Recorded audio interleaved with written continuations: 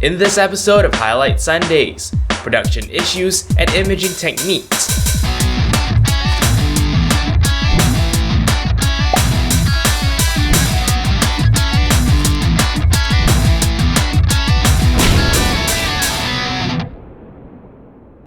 Hello and welcome back to Highlight Sundays. It is the 35th week of 2014 and here are your highlights. As always, we start with our PSA of the week. This one comes from Engadget and is entitled HP recalls 6 million laptop cords after reports of burns. Now, this is one of those very unfortunate situations when a mass recall needs to actually happen. The issue here is laptop power cords, the portion that actually goes from your wall outlet to that adapter box. Yeah, that portion of cable, at least some iterations of them, may actually overheat and may burn or melt. To check to see if you're affected, grab the end of the cable that actually goes into the adapter box and take a look to see what model number is listed there. What you're supposed to look out for is the model number LS-15. Now what I'm showing you right now is my own cable. I'm not affected because mine is an LS18 cable, but if yours says LS15, then you're probably eligible for an exchange of some sort. If you own an HP or a compact notebook that you've bought sometime between 2010 and 2012, you are more likely to be affected by this. So yeah, if you do have an affected device, do actually go and check, just for your own safety. Alright, we move on to our next article from Gizmodo. This one is entitled Microsoft Purges 1500 Fake Apps from the Windows Store.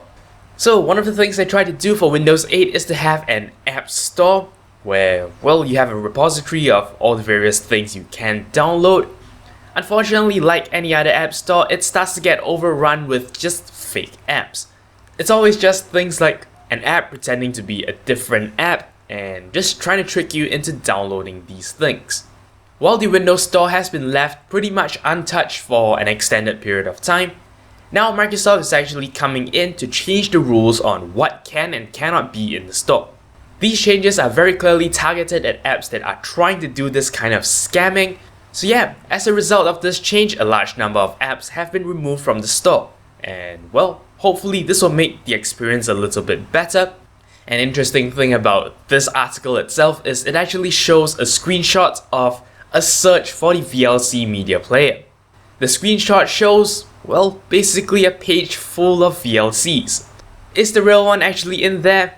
I'm not very sure, but that just kind of shows you the state of things before this rule was actually pushed out. Alright, let's move on. This article is once again from Gizmodo and is entitled This Clever Image Search Could Change the Way You Find Pictures Online. Now to be fair, I'm not entirely sure if the technology shown in this particular article is actually meant for searching. There is a search aspect to it, but I'm not sure if, the whole point of it is image search. Anyway, this article actually showcases a research application that basically wants to solve the problem of creating an average portrait. You may or may not have seen these things. Basically, you take a whole bunch of pictures of some related subject matter, you align all the pictures together and layer them on top of each other. By doing some amount of blurring, essentially what you get is a whole bunch of images mixing together to create an average image. The software shown in this particular article is actually written to sort of simplify and automate the process of creating an average picture. It's definitely a very interesting technique and it's amazing how well it works. It's also very hard to describe, so I highly recommend you actually pop down to this article and check out the video. The video really goes in depth to actually show you some details about how this particular program works, as well as actually showing it in action. Alright, let us now move on to our recommendation of the week. Now, this one deserves some amount of preamble, so I'm gonna go ahead and do that. Now, ever since Digital Rev TV covered hyperlapses several weeks ago in one of their shows, I've been kind of noticing more and more people paying attention to this particular technique. Now, as a very quick summary, a hyperlapse is basically like a time-lapse video. That is a video that is very sped up, showing some kind of change, with the exception that in a hyperlapse, the camera is moving through a scene as well. Our recommendation of the week is a new app created from the guys who gave us Instagram.